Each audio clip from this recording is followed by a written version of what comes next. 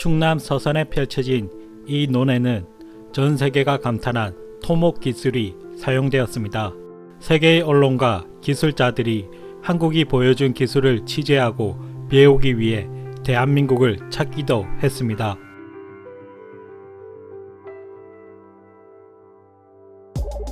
비행기로 농약을 뿌릴 만큼 넓은 평야에 무슨 토목 기술이 필요하냐고 생각할 수 있습니다. 이 땅은 원래 땅이 아닌 바다였습니다. 바다를 바위와 흙으로 메꿔 만든 간척지입니다. 1970년대 대한민국은 식량 자급률을 높이기 위해서 간척 사업을 통해 농지를 확보할 계획을 세웁니다.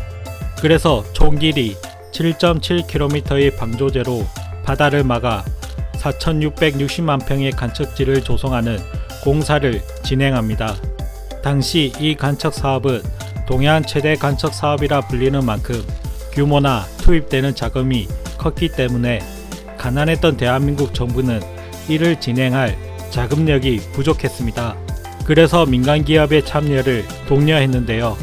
그렇지만 기업이 참가한다고 해도 기업 입장에선 수지 타산이 맞지 않는 공사였기 때문에 기업들이 꺼려했다고 합니다. 그때 정주영 회장이 박정희 대통령을 찾아가 현대가 하겠다며 간척 사업을 수주합니다.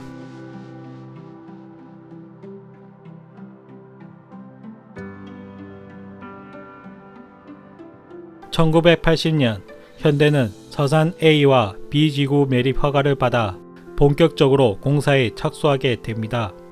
공사가 시작되자 정주영 회장은 매일 새벽 6시에 현장 사무실로 전화를 걸어 상황을 체크하며 지시를 내리고 일주일에 2번 이상 현장에 달려가 현장 인부들과 함께 일을 하며 현장을 직접 진두지휘했습니다. 공사를 시작하고 3년이 지나 A지구에 비해 제반 길이가 짧았던 B지구 물막이 공사는 완료가 되었습니다. 그런데 문제는 6.5km의 A지구 물막이 공사가 난관에 부딪히게 됩니다. 6.5km 길이의 물막이 공사 중 남은 270m 구간을 더 이상 쌓을 수가 없게 되었습니다. 여름철 홍수 때 초속 6m의 급류가 한강에 흐른다고 합니다. 그런데 물막이 공사에 남은 270m 구간에는 급류가 초당 8m로 상시 흐르고 있었다고 하는데요. 정주영 회장은 공사 진행이 불가하다는 직원들의 보고를 받게 됩니다.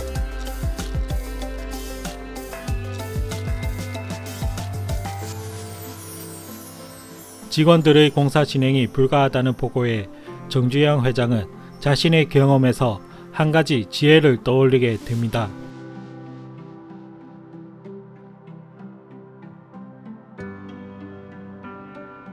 정주영 회장의 제안에 직원들은 당황하며 만류하기 시작합니다.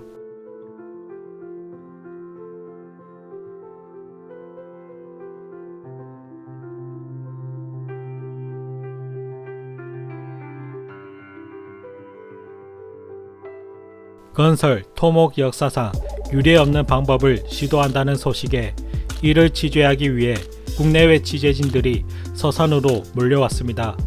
그리고 울산에서 끌고 온 유조선은 공사 현장 앞에 정박하고 정주영 회장이 직접 배에 올라 배 침수를 진두지휘합니다. 배가 침수되자 물살이 약해졌고 이틀 만에 그동안 애먹었던 물막이 공사가 완료가 됩니다.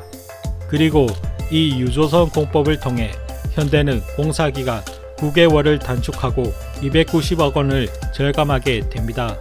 오랜 기간 동안 수많은 과학자, 기술자들이 쌓아온 이론과 기술에 비해서 다소 엉뚱하고 황당해 보였던 유조선 공법은 정주영 공법이라고도 불리며 뉴스위크와 타임지 등에 소개됩니다.